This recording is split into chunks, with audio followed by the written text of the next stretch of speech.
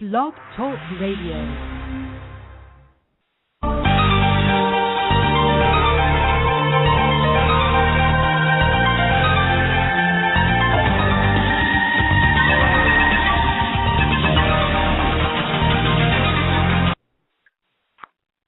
Alright, what's up, y'all? You're now on Robbie the Rummy, and for the next 30 minutes or so, we're going to be speaking to the great DJ Lethal, and we're going to be just doing an interview, discussing, projects, tours, side things, et cetera, et cetera. He's going to be giving us some letdowns and whatnot, so, be sure to tune in, and I already see we got several people in now.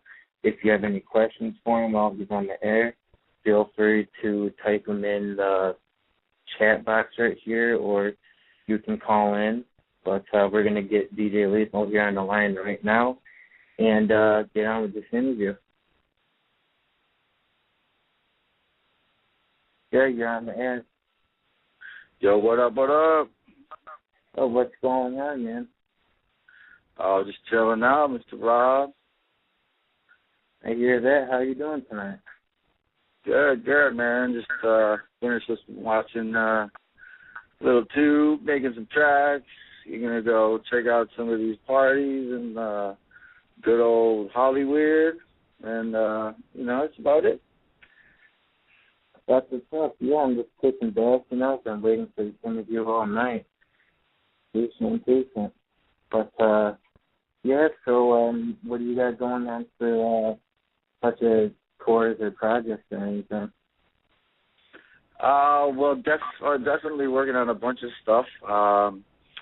Mostly I've been jamming with a guitar player for a DJ and a guitar player, drummer thing I'm about to do. I can't really say his name right now, but he's a legendary, whaler, fucking crazy bastard on the guitar. And then, that's going to be later on this year. And then there's another project I'm doing, which I can't really disclose his name, but all I can say is another DJ from a heavy metal band. With there's not too many, so you can maybe draw a conclusion. But doing that, we got the new La Coca Nostra record out with Top Tat, Masters of the Dark Art. And, there's about 4 tracks on there. And I got something coming out on Vinny Paz's next record, Father the Serengeti. And, just out here grinding, buddy. That's what's up. Getting a little feedback from your radio. What happened? I'm getting a little feedback from your radio. Oh, are you? 1 second here. That's all right. I talk to myself all the time. Yeah. So I was saying, speaking of that the Coca Nostra album, how would you say it was working with them and putting that album together? The new one or the first one, or? No, the new one. The new one. It was a little bit different than the first one. The first one, we kind of vowed to all be in the same room with each other, and it was kind of crazy. I just was making beats on the spot, and it's kind of hard when you got 3, 4 really dope rappers in the room. And now I kind of feel for Rita from Wu-Tang Clan, because I couldn't imagine trying to get all those guys to agree to be in the track. But this time around is a little different. I just kept sending Ill Bill, beats, and he basically picked out a couple beats, and then we ended up going to Philadelphia for 3 or 4 days, and just finished it all up, and did some new stuff there, and so that was about it. Do you have any short shows or tours you're planning on for La Coca Nostra as of the rest of this year, or? You know what? It's just been a little bit of a conflict. going out when I was with Visca for a while, so they had DJ Cliff, who's Ill Bill's DJ from Nonfiction. So he was pretty much so well versed in it. So I was just kind of like let them, they're already doing their things. So for me to just jump in there and take over, just kind of didn't make sense financially for everybody. You know what I mean? Right. Now, I noticed you guys and the Coke Notion just released a new music video. Is that going to be the last one to be released, or is there going to be another one in the makings, or? There's a new teaser up called Letter to Wishi, and that's just like a 1 minute teaser for a video that Danny Boy's producing, which is kind of an ill song. It's Ill Bill that's putting himself in Manson's shoes and writing a letter to one of the chicks in the Manson family. It's kind of ill. Check it out. It's letter to Wishi on you can go to La Coca Nostra on Twitter. They got links, so you can check out Danny Boy 1968 on Twitter, or you can check out Ill Bill on Twitter, or it's DJ Clips on Twitter, or you can look at DJ Lethal at Twitter, and there's always, updates and links to the videos and stuff like that up there. Nice. So what exactly got you and La Coca Nostra to get together? Like, how did that whole thing start? Basically, it started with Danny Boy. Went to Boston one time. He picked up this cat named Slane. And Slane is a cat from Boston on the up-and-coming underground hip-hop scene. And it came to me, he was like, yo, man, you got to check out this kid, man. He's sick. He's a really dope MC. And I was like, all right, cool. Let's see what's up. And he played me some of his stuff, showed me some of his videos, and then he ended up coming out to L.A. We started working on a project that it started out being the Knockout. It was Blaine. It was this kid Opto, and this kid Big Left from San Diego, and we were working on a record called The Knockout. And for a while we just jammed around, and we just messed around. We made a record, and then somehow my hard drive on my computer crashed, and I lost the whole album. So basically, that put a big kibosh in the whole project. And then little by little, Everlast started coming around, and it was like, yo, this stuff's cool, and the way the name came around was funny too, because me and Slane used to just get buck wild on Wappies at the studio. This is back in 2004, 2005, maybe 2006. We would just get crazy. My studio was right in Hollywood. So Danny West said something to the effect of, you guys aren't like La Coca Nostra, you're more like La Coca Nostra. So, that's how the name came about too. Nice.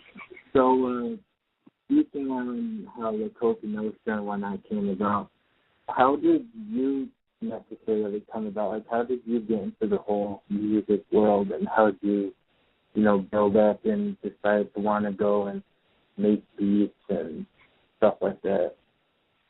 My dad was a guitar player, so I've always been around music. Basically, my bedroom was his studio when I was growing up. So music was pretty much always in my blood. My dad was a lead singer and a guitar player. I was born in a place called basically the USSR back when we left. And we escaped from there, and we went to Italy. And then we went from Italy, we moved to New York, and my dad was kind of like the Ricky Ricardo of the Russian, mafia restaurant scene. So, that was going on for a while, and then I think in third or fourth grade, we moved out to L.A. because my dad got a big gig at a huge Russian restaurant. And I don't know, it's from about high school. I met this chick named Terry B. And Terry B ended up signing with Ruthless Records. She was like the first white girl that got signed to Eazy-E's label, back then, Ruthless Records. And we were friends, and I used to like beatbox for her. We used to just hang out. And one day she called me up, and she's like, "Yo, my boyfriend is doing Everlast, and he's looking for a DJ and beatbox, and he wants to hear you beatbox, and you should meet him. He's going on tour with the Rhyme Syndicate, and he signed the Ice-T label." And I was like, cool. So I just remember meeting him one day by my house. That was off of La Cienega and Sunset, Hollywood. And I just brought a joint with me, man, and went up there and smoked a doob, and we got along, and I beatboxed, and the rest is history.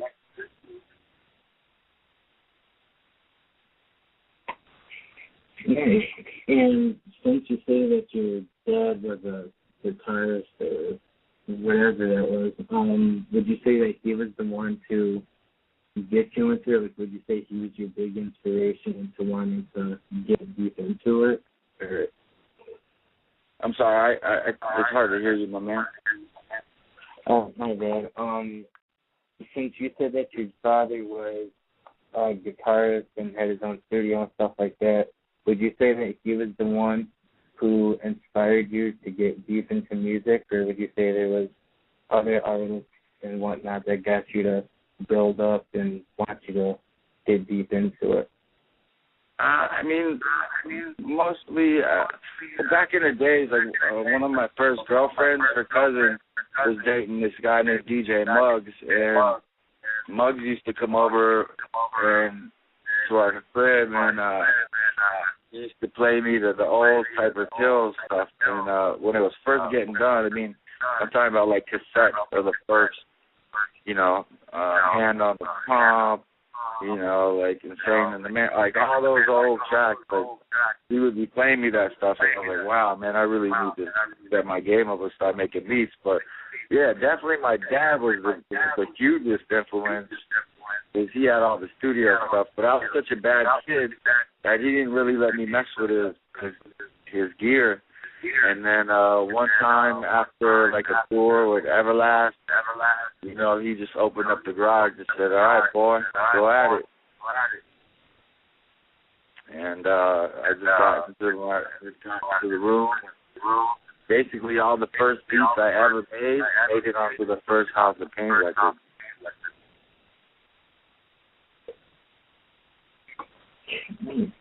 And hold up. Oh, and so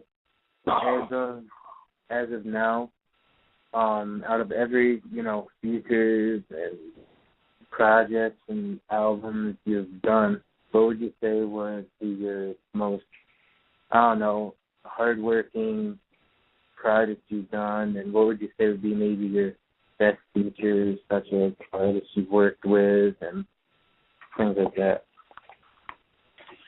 I put 100% everything. I mean, definitely the first and second House of Pain records. Those were when I was just a kid, and I didn't care about records, or I didn't have any idea. I was just happy to be doing what I was doing, and that was just a really good time, and that was one of the best times of your life, and then to actually see it go somewhere, and the first time you hear the radio, Jump Around blew up, and it was just wow, this is amazing. This is what I want to do. You know what I mean? And one of my favorite collaborations that we ever did was the Helmet and House of Pain, Just Another Victim, on the Judgment Night soundtrack. That was probably one of my favorite collaborations I did, because it was just at the time, it was that was rock and hip hop, heaven, man. 808s and heavy music, that was crazy. I mean, to do it back then, Right.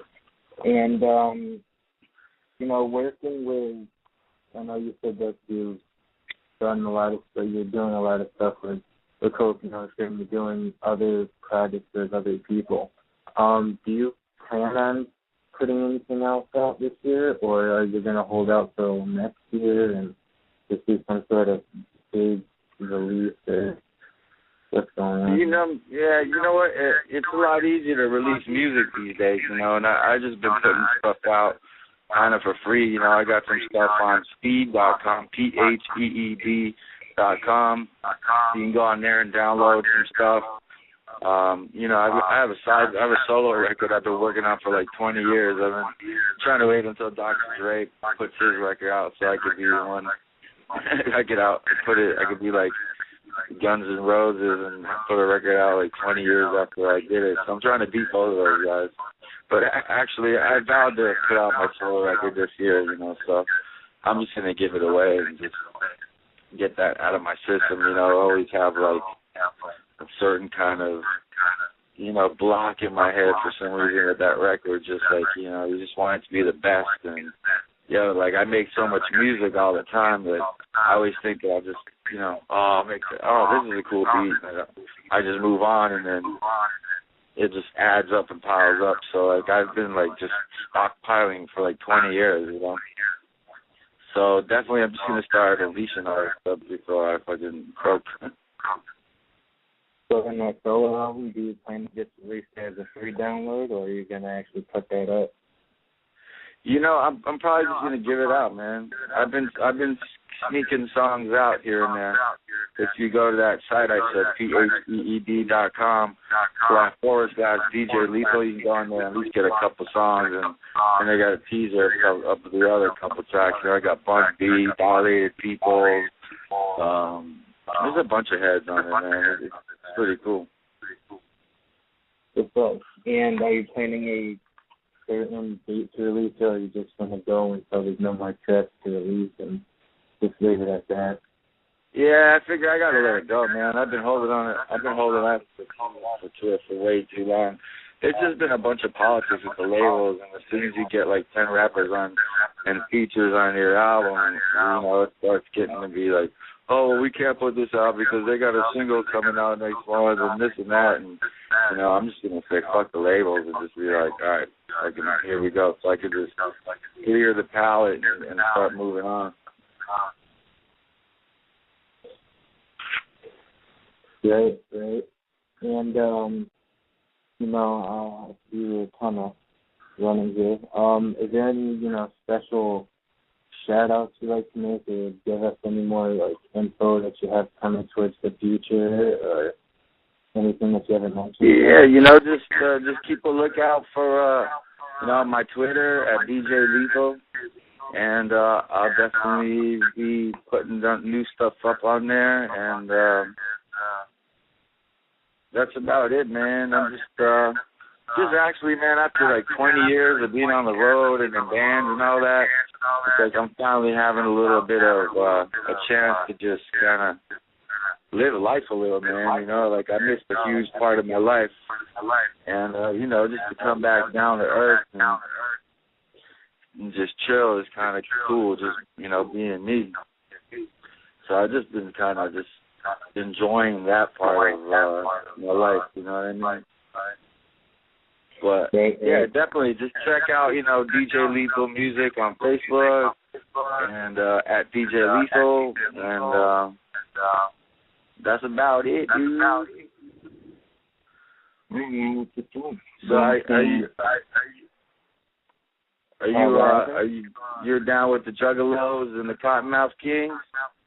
Oh yeah, I'm big into the whole Juggalo family, big into the Cottonmouth Kings. I'm always going around the world seeing them and supporting.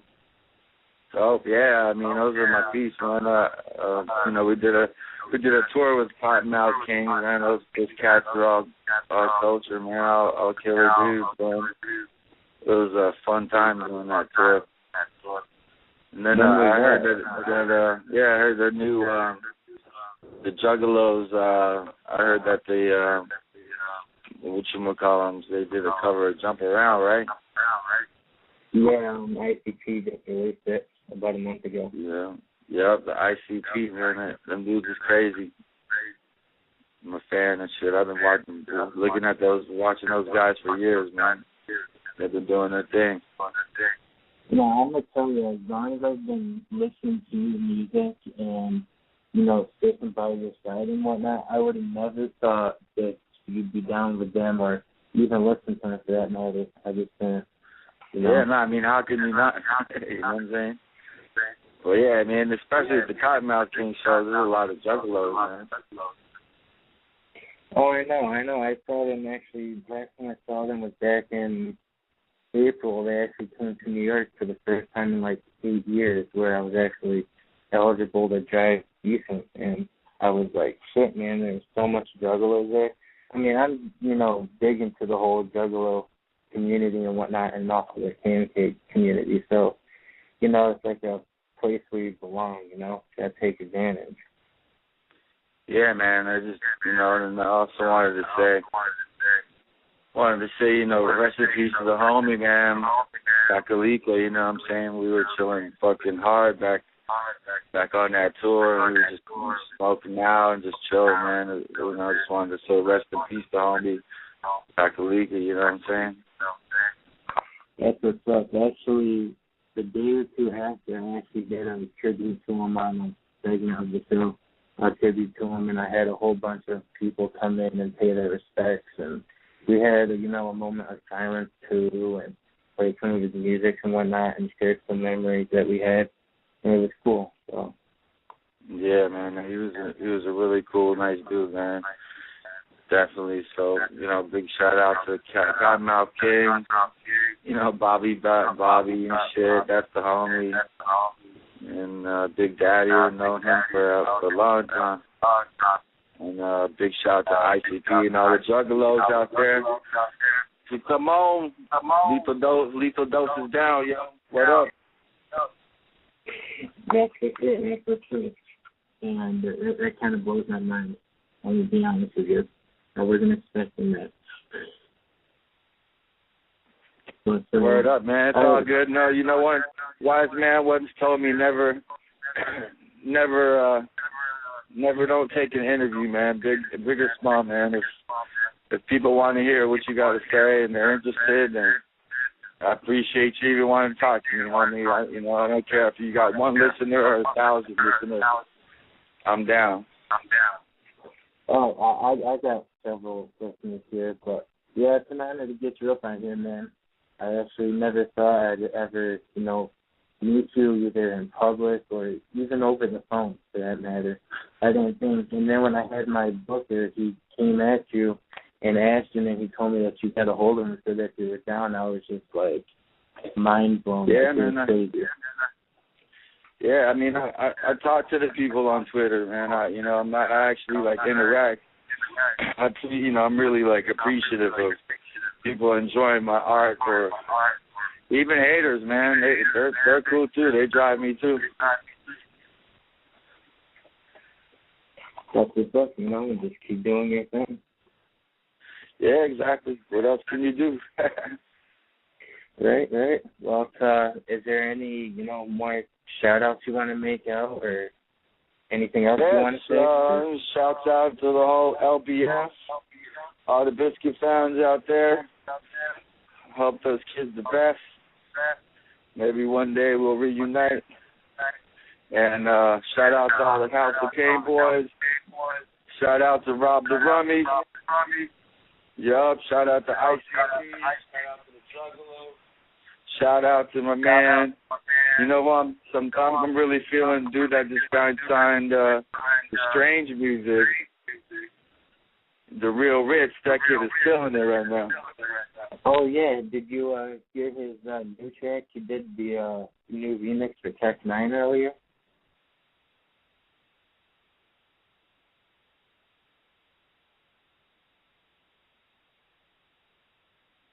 You there? Yeah, that kid, the Real Rich, man, he's dope, man. I'm feeling that kid. I'm hoping to one day work with him. Hopefully, man. Just get out there and get at him, man. Yeah. I wouldn't mind hearing it. That's what's up. Good looking out. For sure, man. But I'm get you up off here. We only have a couple minutes here, so I'm just gonna do my quick closing out. So it was an honor to get you. It was an honor to get you on, and maybe we can get you on again, maybe towards the end of the year or something, or just figure something out and hopefully get you again. Yep, and also big shout out to Ill Bill, Slain, La Coca Nostra, Sealand, Enemy Soil, Vinny Pass, Booyah. I'm out. DJ Lethal Dose. Holler at me on Twitter at DJ Lethal. All right, that's what's up, man. I'll talk to you later. Peace out. Out. Later. All right, y'all. That was DJ Lethal, the original DJ for the House of Pain, and ex-Limp Bizkit DJ. He just gave some letdown, He talked on some stuff of him growing up and what got him to want to do music. And he let down that he's going to be doing some side stuff and releasing a solo album that he's been working on for the past 20 years. He mentioned that he's going to put it up for a free download, in case you tuned in late and you didn't hear the website. Just afterwards, you can, check out the archive link, listen for it, and check out the site, get some free downloads.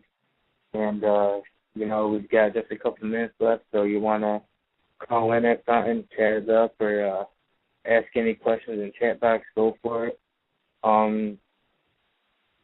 But thanks for tuning in, Lethal, he also gave some shout-outs to KMK and all of the Kingswick and all the Juggalos, which was what was up. He showed some respect. And shout-out to everyone who's listening, And it was great to get him on. But we're about to close out here in just a couple minutes. So if you want to give some feedback on the interview or call back in or, do whatever, chat it up, shoot it up. But I want to just mention quickly that this Sunday I'm going to be having a dude named Below the Juggalos. He's part of the Juggalos RF.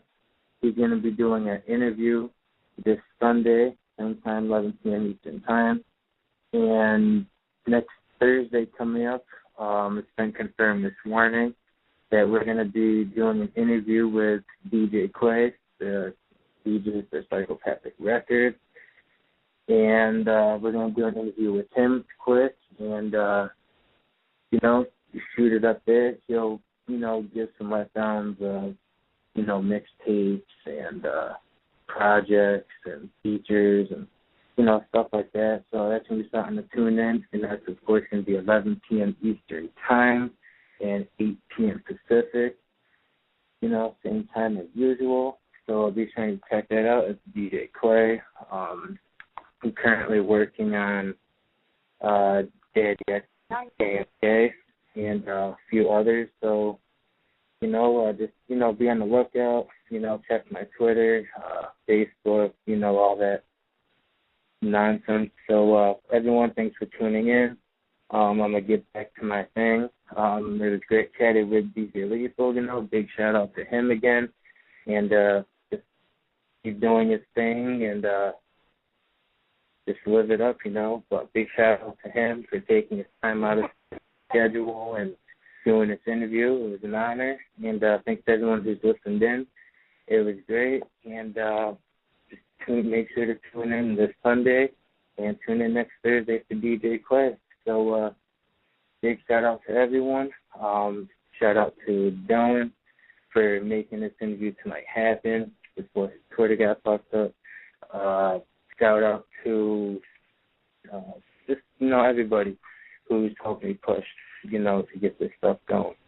But thanks for tuning in. I'm going to sign out here. Whoop, whoop. Much clone love to the Juggalo family, and keep with the king click, stay positive, shove the negativity away, and keep doing your thing, So peace out. This is Robbie the Rummy, signing out. Later.